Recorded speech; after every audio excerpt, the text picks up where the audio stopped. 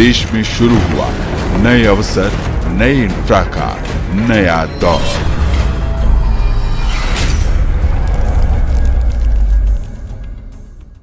दोस्तों, आप सभी को दीपक द्विवेदी का नमस्कार। ब्लिट्स इंडिया की आज ये खास रिपोर्ट उस व्यक्ति के बारे में है जो एक जिम्मेदार पद पर भारत में रहा है, इस समय विदेश में रहता है और जिम्मेदार से वो कैसे जोकर बनता है। क्या आप लोग जानते हैं कि ये सैम पित्रोदा कौन है और भारतीय राजनीति में इसकी हैसियत क्या है? लगता है सैम पित्रोदा नाम का ये आदमी सठिया गया है और ऊल जलूल बातें करके भारत में किसी भी तरह अपना नाम चर्चा में बनाए रखना चाहता है। कांग्रेस पार्टी ने इस आदमी से इंडियन ओवरसीज कांग्रेस की अध्यक्षी जबरन छीन ली, यानी जबरन इस्तीफा लेकर अपना पल्ला झाड़ लिया है। अब आइए बात करते हैं इनकी लेटेस्ट हरकतों के बारे में। पहले तो इन जोकर बाबू ने बेवजह देश के लोगों में विरासत के नाम पर उनकी संपत्ति के बंटवारा का शगुफा छोड़ दिया। यह शगुफा था कि अमेरिका में इनहेरिटेंस टैक्स की व्यवस्था है।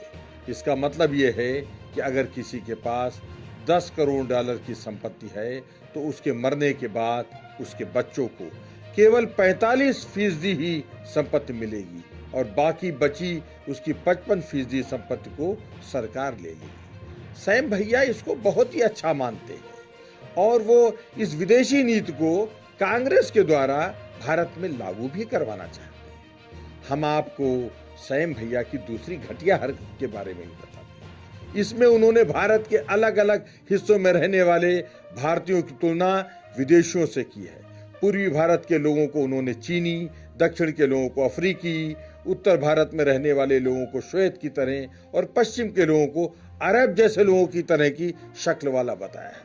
प्रधानमंत्री मोदी ने सैम पित्रोदा की इस हरकत को भारतीयों को गाली देने वाला अमेरिकी फिलोसोफर अंकल बताया। पीएम मोदी ने साफ तौर पर कहा है कि भारतीय इस गालीबाज को कभी बर्दाश्त नहीं करेंगे। अच्छा होता कि सैम भैया अपने इन विचारों को दिल्ली के रामलीला मैदान में एक बड़ी जनसभा बुलाकर अपने भाषण के रूप में रखते तो उन्हें भारत की जनता का उनके प्रति क्या रुख होता, ये भी मौके पर ही तत्काल पता चल जाता।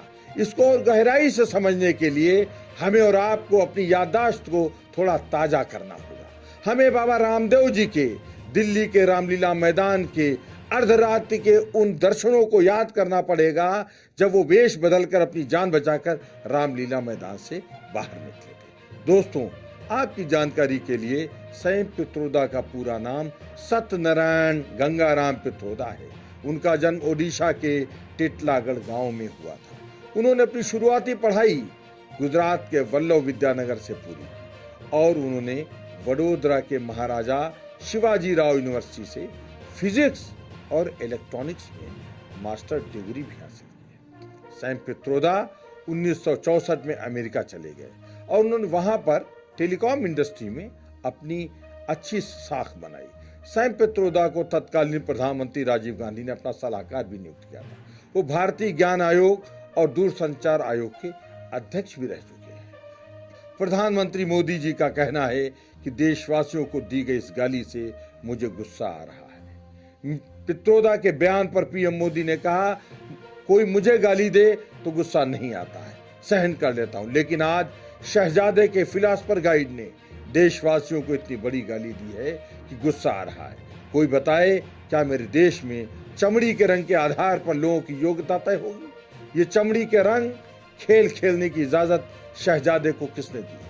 पीएम मोदी ने कहा कि संविधान सिर पर लेकर नाचने वाले लोग चमड़ी के रंग के आधार पर देशवासियों का अपमान कर रहे हैं। इसे सही नहीं कहा जा सकता। प्रधानमंत्री नरेंद्र मोदी ने कहा है, कांग्रेस और शहजादे को इसका जवाब देना होगा। इसीलिए राष्ट्रपति पद पर कांग्रेस ने द्रौपदी मुर्मू का विरोध किया था। दोस्तों, अब आप समझ सकते हैं कि देश की अच्छी राजनीति को पढ़े लिखे लोग किस तरीके से जहरीला और गंदा बनाने की कोशिश कर रहे हैं। आदमियों को किस तरीके से बहुरूपियों जोकरों की शक्ल में वो तब्दील करना चाहते हैं। कहीं अफ्रीका की बात करते हैं, कहीं यूरोप की बात करते हैं, कहीं अरब की बात करते हैं। आखिर ऐसे लोग देश में आकर सीधे जनता का सामना क्यों नहीं करते हैं? आप लोगों को ब्लिट्स इंडिया की ये रिपोर्ट कैसी लगी, इस पर अपनी राय कमेंट बॉक्स में जरूर दीजिए।